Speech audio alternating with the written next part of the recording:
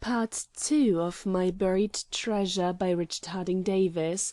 This LibriVox recording is on the public domain. Recording by Carolyn. Part 2. It was a day in early October. The haze of Indian summer was in the air, and as we crossed the North River by the 23rd Street ferry, the sun flashed upon the white clouds overhead and the tumbling waters below. On each side of us great vessels with the blue peter at the fore lay at the wharves ready to cast off, or were already nosing their way down the channel towards strange and beautiful ports. Lamport and Holt were rolling down to Rio, the Royal Mail's Magdalena, no longer white and gold, was off to Kingston, where once 7 pirates swung in chains. The Clyde was on her way to Haiti, where the buccaneers came from. The Moro Castle was bound for Havana, which Morgan, king of all the pirates, had once made his own, and the Red D was steaming to Porto Cabello, where Sir Francis Drake, as big a buccaneer as any of them, lies entombed in her harbor. And I was setting forth on a buried treasure expedition on a snub-nosed, flat-bellied, fresh-water ferry-boat bound for New Jersey. No one will ever know my sense of humiliation. And when the Italian boy insulted my immaculate tan shoes by pointing at them and saying, "Shine," I could have slain him. Fancy digging for buried treasure in freshly varnished boots! But Edgar did not mind. To him there was nothing lacking. It was just as it should be. He was deeply engrossed in calculating how many offices were for rent in the Singer Building. When we reached the other side, he refused to answer any of my eager questions. He would not let me know even for what place on the line he had purchased our tickets, and as a hint that I should not disturb him, he stuffed into my hands the latest magazines. "At least tell me this," I demanded. "Have you ever been to this place before to-day?" "Once," said Edgar shortly. "Last week. That's when I found out I would need someone with me who could dig." "How do you know it's the right place?" I whispered. The summer season was over, and of the chair car we were the only occupants, but before he answered, Edgar looked cautiously around him and out of the window. We had just passed Red Bank. "Because the map told me," he answered. "Suppose," he continued fretfully, "you had a map of New York City with the streets marked on it plainly. Suppose the map said that if you walked to where Broadway and Fifth Avenue meet, you would find the Flatiron Building. Do you think you could find it?" "Was it as easy as that?" I gasped. "It was as easy as that," said Edgar. I sank back into my chair and let the magazines slide to the floor. What fiction story was there in any one of them so enthralling as the actual possibilities that lay before me? In 2 hours I might be bending over a pot of gold, a sea chest stuffed with pearls and rubies. I began to recall all the stories I had heard as a boy of treasure buried along the coast by Kidd on his return voyage from the Indies. Where along the Jersey sea line were there safe harbors? The train on which we were racing south had its rail head at Barnegat Bay, and between Barnegat and Red Bank there now was but one other inlet, that of the Manasquan River. It might be Barnegat, it might be Manasquan. It could not be a great distance from either towards the ocean down a broad sandy road. The season had passed and the windows of the cottages and bungalows on either side of the road were barricaded with planks. On the verandas hammocks abandoned to the wind hung in tatters, on the back porches the doors of empty refrigerators swung open on one hinge, and on every side above the fields of gorgeous goldenrod rose signs heading "For Rent." When we had progressed in silence for a mile, the sandy avenue lost itself in the deeper sand of the beach, and the horse of his own will came to a halt. On one side we were surrounded by locked and deserted bathing houses, on the other by empty pavilions shuttered and barred against the winter, but still inviting one to try our salt water taffy or to keep cool with an ice cream soda. Rupert turned and looked inquiringly at Edgar. To the north the beach stretched in an unbroken line to Manasquan Inlet. To the south, 3 miles away, we could see floating on the horizon, like a mirage, the hotels and summer cottages of Bay Head. "Drive toward the inlet," directed Edgar. "This gentleman and I will walk." Relieved of our weight, the horse stumbled bravely into the trackless sand, while below on the damper and firmer shingle we walked by the edge of the water. The tide was coming in, and the spent waves, spreading before them an advance guard of tiny shells and pebbles, threatened our boots, and at the same time in soothing, lazy whispers warned us of their attack. These lisping murmurs and the crash and roar of each incoming wave as it broke were the only sounds. And on the beach we were the only human figures. At last the scene began to bear some resemblance to one set for an adventure.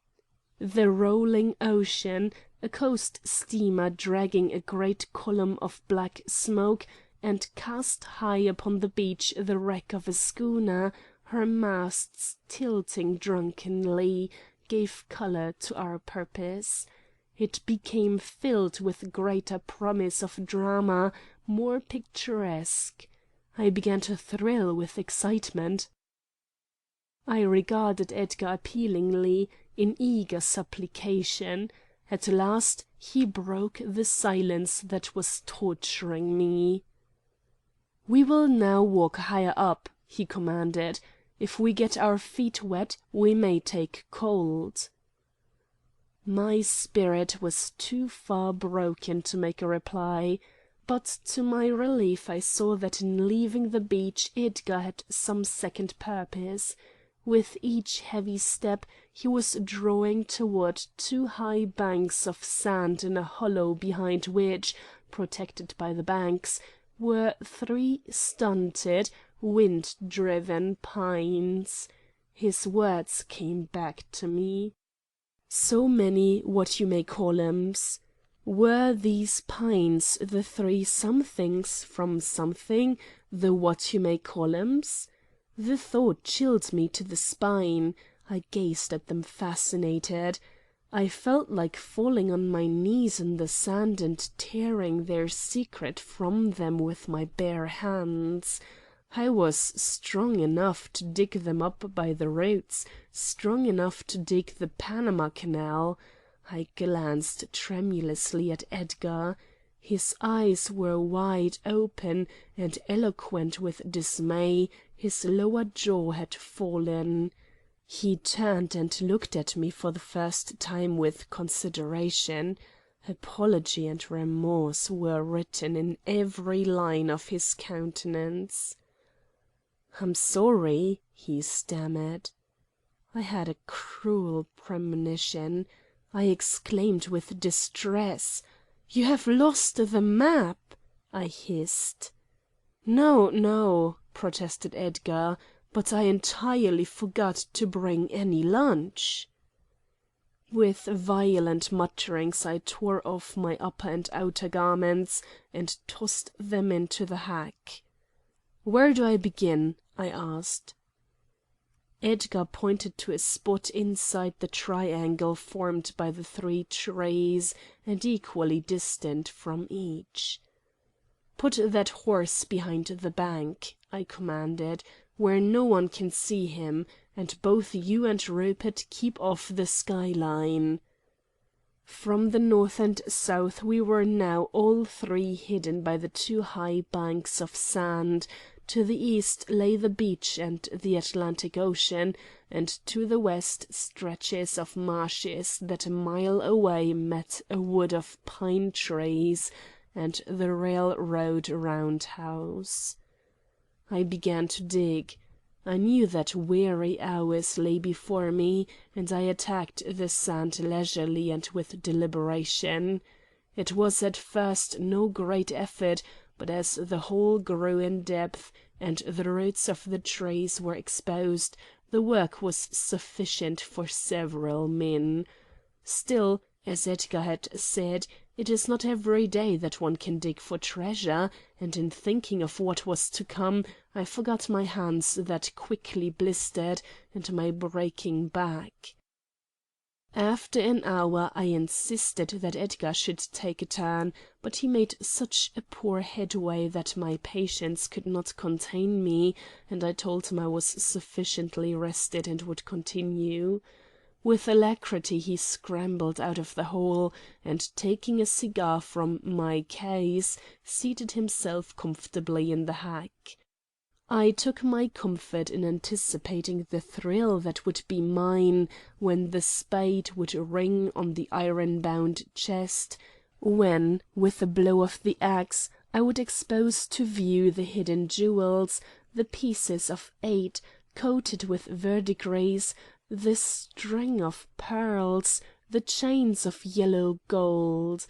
Edgar had said $1,000,000. That must mean there would be diamonds, many diamonds. I would hold them in my hands, watch them, at the sudden sunshine blink their eyes and burst into tiny, burning fires. In imagination I would replace them in the setting from which, years before, they had been stolen. I would try to guess whence they came, from a jeweled chalice in some dim cathedral, from the breast of a great lady, from the hilt of an admiral's sword. After an hour I lifted my aching shoulders and, wiping the sweat from my eyes, looked over the edge of the hole. Rupert, with his back to the sand-hill, was asleep. Edgar, with one hand, was waving away the mosquitoes, and in the other was holding one of the magazines he had bought on the way down. I could even see the page upon which his eyes were riveted. It was an advertisement for breakfast food. In my indignation the spade slipped through my cramped and perspiring fingers, and as it struck the bottom of the pit, something, a band of iron, a steel lock, an iron ring, gave forth a muffled sound. My heart stopped beating as suddenly as though Mr. Corbett had hit it with his closed fist. My blood turned to melted ice. I drove the spade down as fiercely as though it was a dagger. It sank into rotten wood. I had made no sound, for I could hardly breathe. But the slight noise of the blow had reached Edgar. I heard the springs of the hack creak as he vaulted from it, and the next moment he was towering above me, peering down into the pit. His eyes were wide with excitement, greed, and fear. In his hands he clutched the 2 suitcases. Like a lion defending his cubs, he glared at me. "Get out!" he shouted. "Like hell!" I said. "Get out!" he roared. "I'll do the rest. That's mine, not yours. Get out!" With a swift kick I brushed away the sand. I found I was standing on a squat wooden box, bound with bands of rusty iron. I had only to stoop to touch it. It was so rotten that I could have torn it apart with my bare hands. Edgar was dancing on the edge of the pit, incidentally kicking sand into my mouth and nostrils. "You promised me!" he roared. "You promised to obey me!" "You ass!" I shouted. "Haven't I done all the work? Don't I get—" "You get out!" roared Edgar. Slowly, disgustedly, with what dignity one can display in crawling out of a sand pit, I scrambled to the top. "Go over there," commanded Edgar, pointing, "and sit down." In furious silence I seated myself beside Rupert. He was still slumbering and snoring happily. From where I sat I could see nothing of what was going forward in the pit, save once, when the head of Edgar, his eyes aflame and his hair and eye glasses sprinkled with sand, appeared above it. Apparently he was fearful lest I had moved from the spot where he had placed me. I had not, but had he known my inmost feelings he would have taken the axe into the pit with him. I must have sat so for half an hour. In the sky above me a fish-hawk drifted lazily. From the beach sounded the steady beat of the waves, and from the town across the marshes came the puffing of a locomotive and the clanging bells of the freight trains. The breeze from the sea cooled the sweat on my aching body, but it could not cool the rage in my heart. If I had the courage of my feelings, I would have cracked Edgar over head with the spade, buried him in the pit, bribed Rupert, and forever after lived happily on my ill-gotten gains. That was how Kidd or Morgan or Blackbeard would have acted. I cursed the effete civilization which had taught me to want many pleasures, but had left me with a conscience that would not let me take human life to obtain them, not even Edgar's life. In half an hour a suitcase was lifted into view and dropped on the edge of the pit. It was followed by the other, and then by Edgar. Without asking me to help him, because he probably knew I would not, he shoveled the sand into the hole and then placed the suitcases into the carriage. With increasing anger I observed that the contents of each were so heavy that to lift it he used both hands. "There is no use your asking any questions," he announced, "because I won't answer them." I gave him minute directions as to where he could go, but instead we drove in black silence to the station. There Edgar rewarded Rupert with a dime, and while we waited for the train to New York, placed the two suitcases against the wall of the ticket office and sat upon them. When the train arrived he warned me in a hoarse whisper that I had promised to help him guard the treasure, and gave me one of the suitcases. It weighed a ton. Just to spite Edgar, I had a plan to kick it open, so that everyone on the platform might scramble for the contents. But again my infernal New England conscience restrained me. Edgar had secured the drawing-room in the parlor car, and when we were safely inside and the door bolted, my curiosity became stronger than my pride. "Edgar," I said, "your ingratitude is contemptible. Your suspicions are ridiculous, but under these most unusual conditions I don't blame you. But you are quite safe now. The door is fastened," I pointed out ingratiatingly. "It and this train doesn't stop for another 40 minutes. I think this would be an excellent time to look at the treasure." "I don't," said Edgar. I sank back into my chair. With intense enjoyment I imagined the train in which we were seated hurling itself into another train, and everybody, including Edgar, or rather, especially Edgar, being instantly but painlessly killed. By such an act of all-wise Providence I would at once become heir to $1,000,000. It was a beautiful, satisfying dream. Even my conscience accepted it with a smug smile. It was so vivid a dream that I sat guiltily expectant, waiting for the crash to come, for the shrieks and screams, for the rush of escaping steam and breaking window panes. But it was far too good to be true. Without a jar the train carried us and its precious burden into safety to the Jersey City terminal. And each, with $500,000 in his hand, hurried to the ferry, assailed by porters, newsboys, hackmen. To them we were a couple of commuters, saving a dime by carrying our own hand-bags. It was now 6 o'clock, and I pointed out to Edgar that at that hour the only vaults open were those of the Night and Day Bank, and to that institution in a taxicab we at once made our way. I paid the chauffeur, and 2 minutes later, with a gasp of relief and rejoicing, I dropped the suitcase I had carried on a table in the steel-walled fastnesses of the vaults.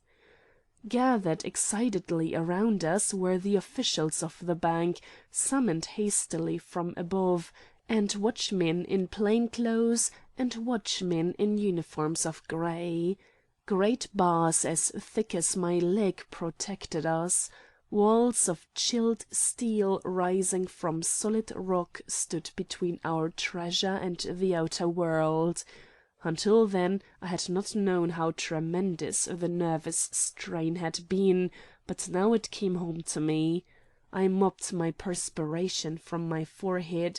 I drew a deep breath. "Edgar," I exclaimed happily, "I congratulate you." I found Edgar extending towards me a $2 bill. "You gave the chauffeur $2," he said. "The fare was really only $1.80, so you owe me 20 cents." Mechanically I laid 2 dimes upon the table. "All the other expenses," continued Edgar, "which I agreed to pay, I have paid." He made a peremptory gesture. "I won't detain you any longer," he said.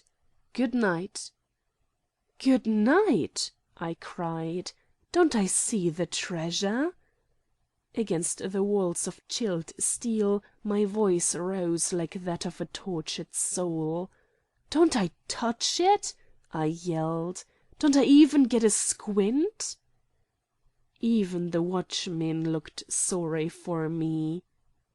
"You do not," said Edgar calmly.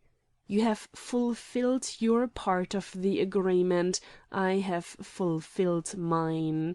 A year from now you can write the story." As I moved in a dazed state towards the steel door, his voice halted me. "And you can say in your story," called Edgar, "that there is only one way to get a buried treasure. That is to go and get it." End of Part 2. End of My Buried Treasure by Richard Harding Davis. Recorded by Carolyn in September 2012 in Groningen in the Netherlands. Thank you for listening.